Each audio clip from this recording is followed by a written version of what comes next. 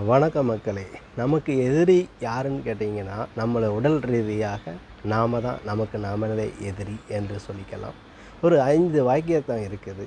இந்த 5 வாக்கியத்தை நாம் பின்பற்றுறது கம்மியாகவே இருக்கிறது.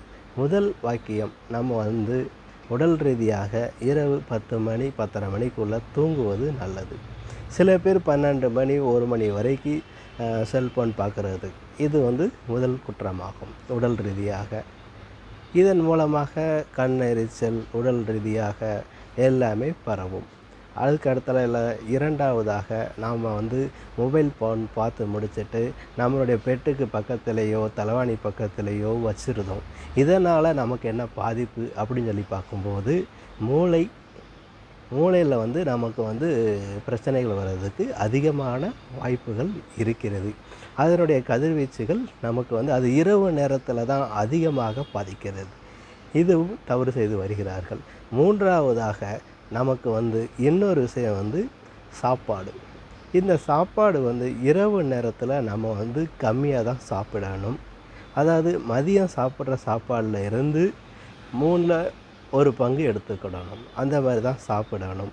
ஏன் அப்படி சொல்லுகிறேன் என்றால், அந்த 1/3 பங்கு எடுத்து சாப்பிடும்போது உணவு குழாய் மூலமாக நமக்கு அது போகும்போது அது ஜீரண சக்தி ஆவறதுக்கு லேட் ஆகும்.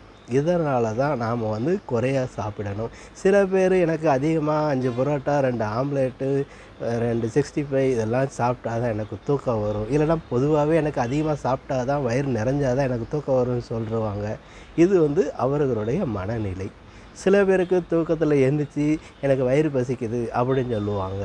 அப்போ அதுக்கு 2 பழம் பிஸ்கட்டு இதெல்லாம் சாப்பிடுவாங்க. இது ஒரு வகையானது. ஆக உடல் ரீதியாக பார்க்கும்போது இந்த மாதிரி நாம் பயன்படுத்தினா நமக்கு ரொம்ப இது ஒரு ஈஸியாக இருக்கும். நம்மளுடைய உடல்நிலை ஆரோக்கியத்துக்கு ரொம்ப இது ஒரு வழிவகுக்குங்கிறத நான் முக்கியமாக இதை உங்கள்கிட்ட சொல்கிறேன். அதே மாதிரி நாம் தண்ணி குடிக்கிற விஷயத்துலையும் என்னென்னு கேட்டிங்கன்னா, இன்றைக்கி குறைஞ்சது 3 லிட்ரு 2.5 லிட்டராக தண்ணி குடிக்கணும். சில பேர் தண்ணியே குடிக்க மாட்டேங்கிறான். எனி டைம் செல்ஃபோன் இந்த வந்ததில் இருந்து. ஆக தண்ணீர் குடிக்கிறது நல்லது. இந்த தண்ணீர் அதிகமாக நாம் குடிக்கிறது தான் கொஞ்சம் நல்லா இருக்கும். அதுக்காண்டி 5 லிட்டர்லாம் குடிக்க சொல்லலை உங்களை, கேட்டிங்களா? இப்போ மேக்ஸிமம் ஒரு மனிதனுக்கு 2.5லிருந்து 3 லிட்ரு வரைக்கும் தண்ணி குடிக்கிறது அளவு இது தான். நாக்கில் போன உடனே டாக்டர்கிட்ட போனோடனே நாக்கை திறந்து காமிங்கன்னு எது சொல்கிறாங்க? அந்த நாக்கில் ஈரப்பதம் இருக்கா இல்லையா?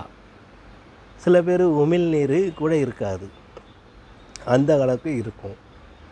ஆக எப்போதுமே தண்ணி குடிக்கிறது நல்லதுனாலும் அதனால் இந்த மாதிரி குடிக்கிறது நல்லது. 2 லிட்ரு மேக்ஸிமம் 3 லிட்ரு வரைக்கும் குடித்தா உங்களுக்கு தான் நல்லது. நம்ம உடம்பை நம்ம தான் பாதுகாத்து கொள்ளணும்னு சொல்லி இதன் மூலமாக உங்களுக்கு வைக்கிறேன்.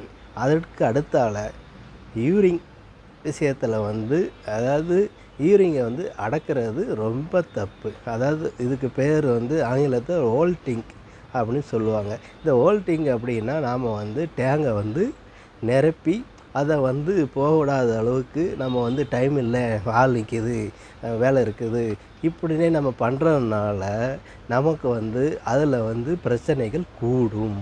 இதன் மூலமாக ஸ்டோன் அதிகமாகும், கல் ஸ்டோன் உருவாவதுக்கு வாய்ப்புகள் இருக்கிறது. அதுபோக எரிச்சல் வர்றதுக்கு வாய்ப்பு இருக்கிறது. அப்புறம் நீர் கடுக்கு சொல்லக்கூடிய அளவுக்கு கொண்டு போய் விட்டுரும். அப்புறம் அதில் ஆப்ரேஷன், ஸ்டோனு இப்படியே நம்ம உருவாக்குறது எல்லாமே நாம் தான். அதில் மாற்றி அமைச்சிக்கிட்டால் தான் நாம் நல்லது. மருத்துவர்களும் இதைத்தான் சொல்லி கொடுக்குறாங்க. அதனால் நீங்கள் தான் உங்களுடைய வாழ்க்கையை தேர்வு செய்கிறதும் நீங்கள் தான் என்று சொல்லிக்கொண்டு, உங்களுடைய வாழ்க்கை உங்களுடைய கையில் தான் இருக்குது. ஹெல்த் இம்பார்ட்டன்ட் எல்லாமே உங்கள்கிட்ட தான் இருக்குது. நன்றி.